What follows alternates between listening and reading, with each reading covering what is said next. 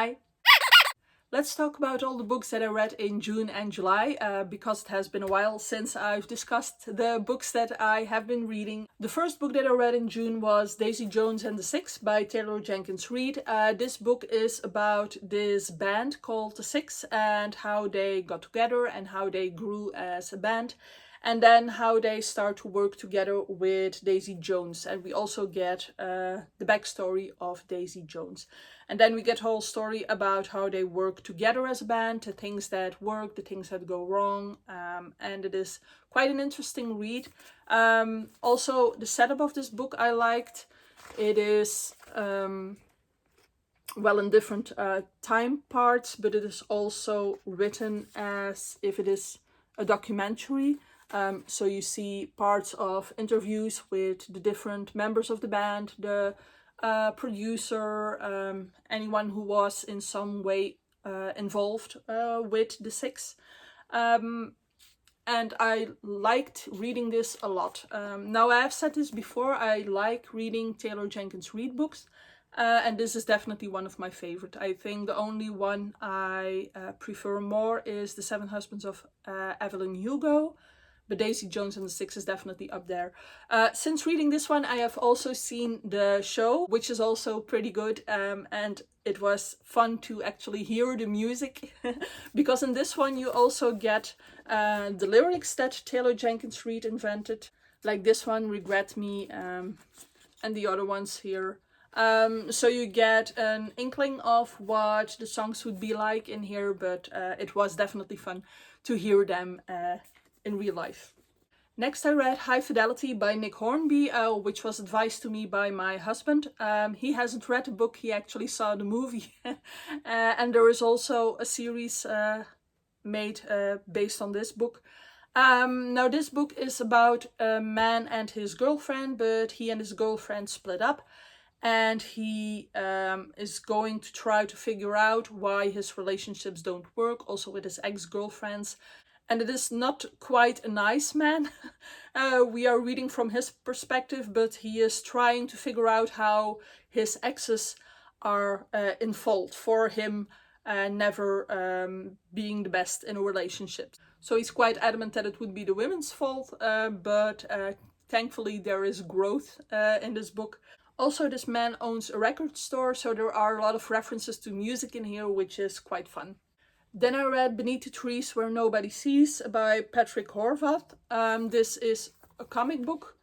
It is about a homicidal bear who likes to murder other creatures. But she is quite smart. She always chooses her victims in different cities and different towns, never in her own town.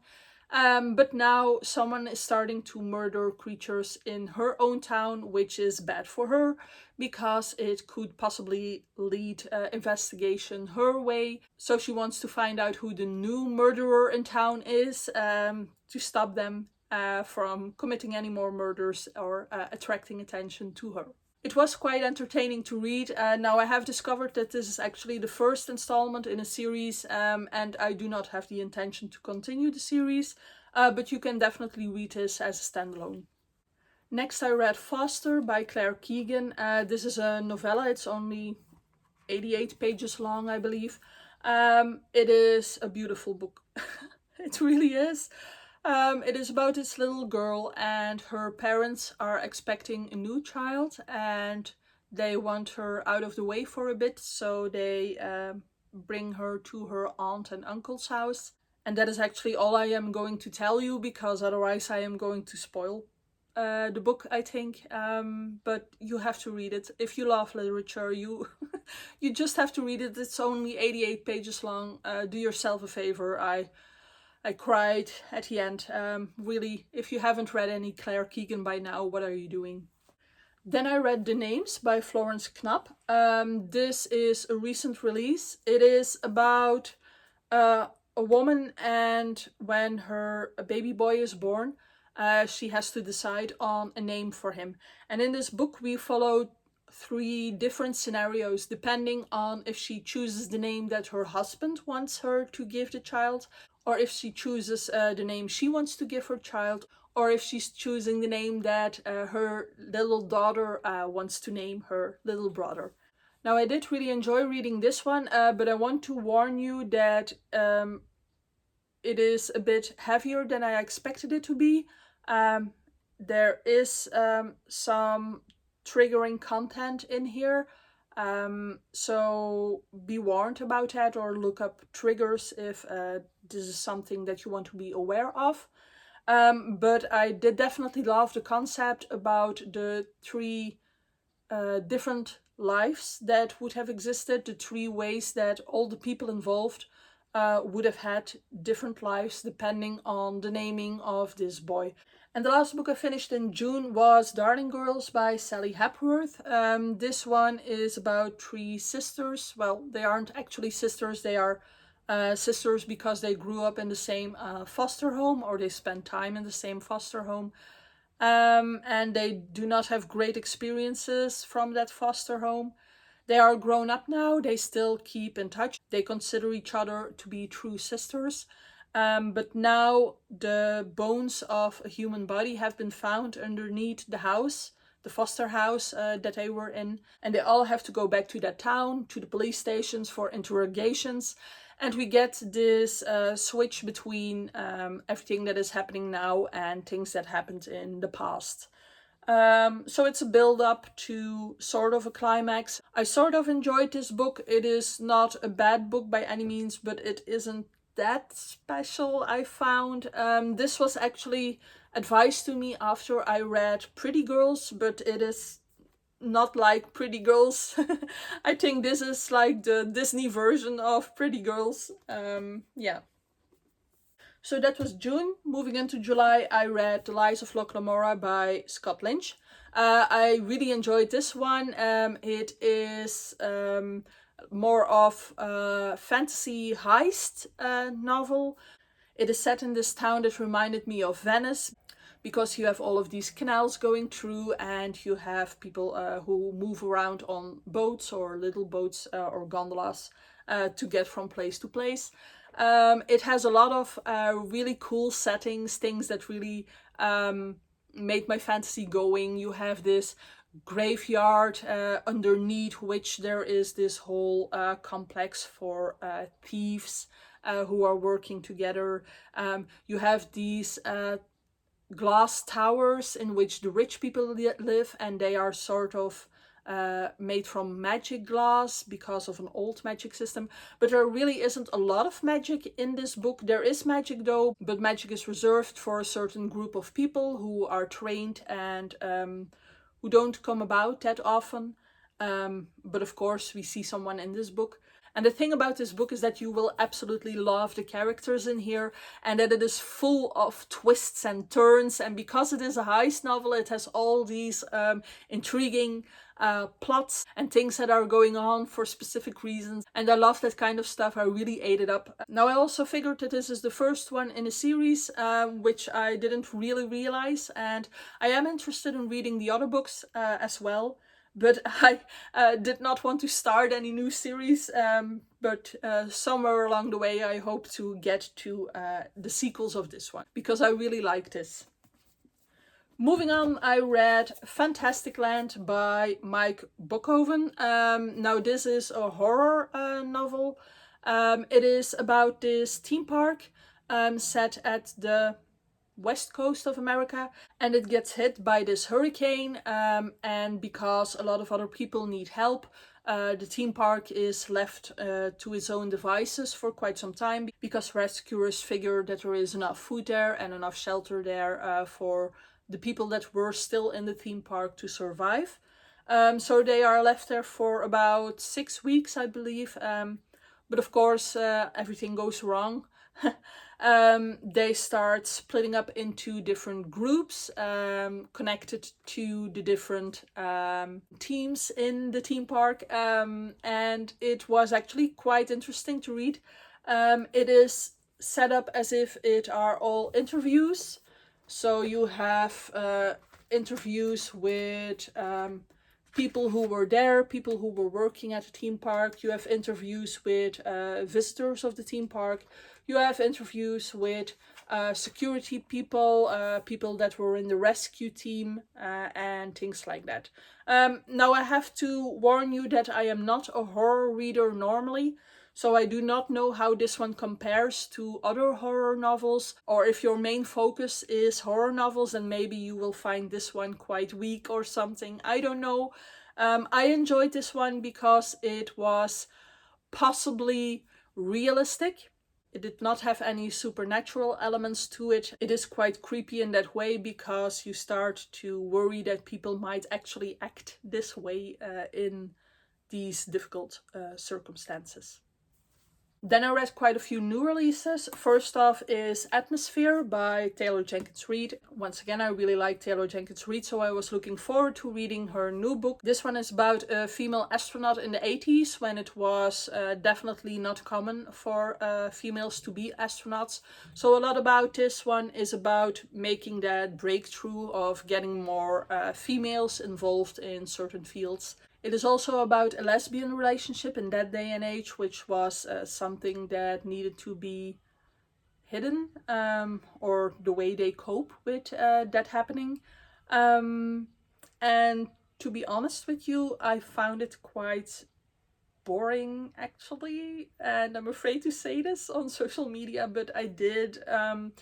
It actually starts off with this really intense scene, which sets us up for something really awful and bad that's happening, or that's going to happen. But it includes a lot of names, and you do not know who these people are, so you do not care about these people yet. You already hear that a couple of them died. So when you read the rest of the book, in which you go back to the past, of course, and you get to know these people, you already know that some of them die. And I couldn't get quite involved with them because of that, because I already knew that they were going to die, so I wouldn't get really invested in them. I didn't get quite as interested in the other characters either.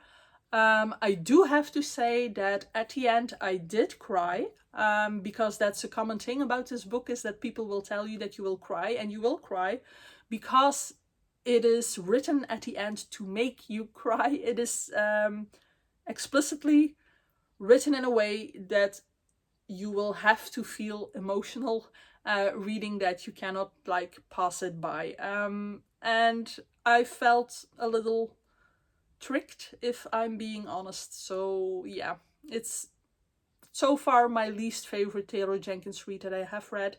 I'm very sorry to say that. But yeah, I have to be honest. Next I read My Friends by Fredrik Backman, and this one is beautiful. It really is. It is about this girl, and she breaks into this museum to see a certain painting that has been speaking to her for her entire life. And she was supposed to see this painting together with her friend, but her friend passed away. They had this whole difficult situation going on. But then she is discovered for breaking in, and she is chased out by a guard, and she sort of trips over the artist of the painting, so she gets to know him. And this artist is actually really ill, and he dies that evening, but not before he has instructed his best friend to give the painting, which is worth a lot of money, to this girl that he just met in the street. And then we start to follow this girl and the best friend of the artist, who travel together, and during that travel we get to know the whole story behind the painting.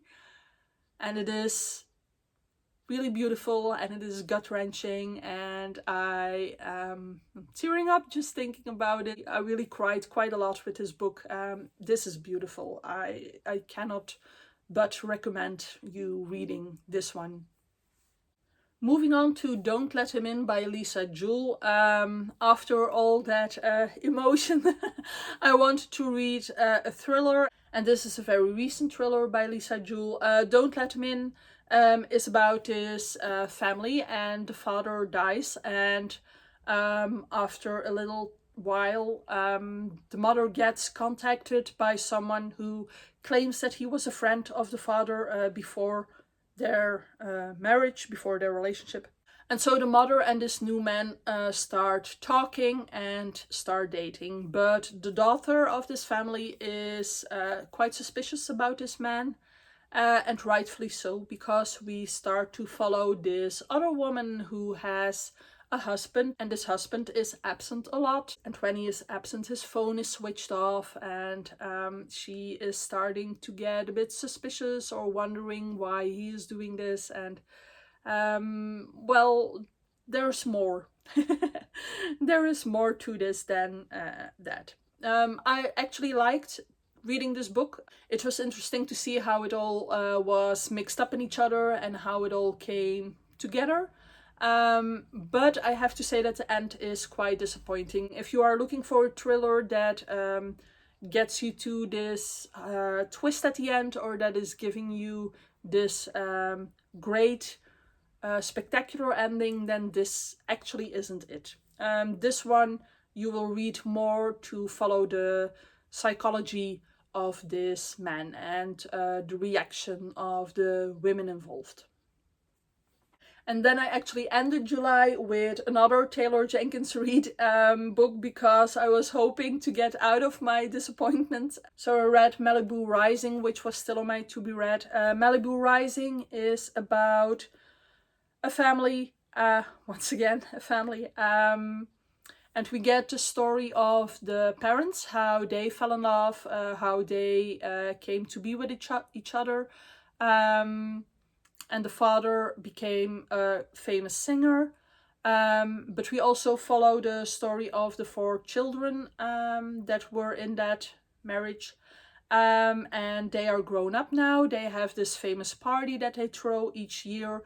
So when we are looking at the now parts of this book, because you always have the flashbacks and then you have the now, when we are looking at the now, we are only in that day of the party. So we have the lead up to the party, everything getting ready, and then we have the party itself as a part 2 in this book actually.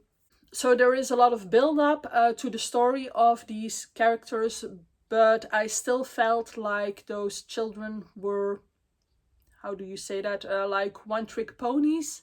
You have the girl that always has to be the good girl, and you have this boy who is ambitious, and then you have this other boy who is always the follower, and you know, they felt quite stereotypical to me. So the characters weren't my favorite thing about this book. I did like the description of the party and everything that was going on at the party. That was really well done. You do get a sort of climax in this book, which I would recommend it for. But once again, this is not my favorite Taylor Jenkins Reid. It is, however, better than Atmosphere. Alright, that was June and July. I hope you liked this video, and I hope to see you in another one soon. Bye!